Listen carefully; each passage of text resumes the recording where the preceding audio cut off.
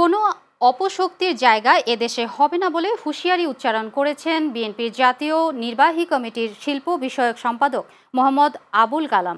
বুধবার দুপুরে কুমিল্লার মনোহরগঞ্জে বিএনপির প্রতিষ্ঠা বার্ষিকীর সমাবেশে তিনি একথা বলেন।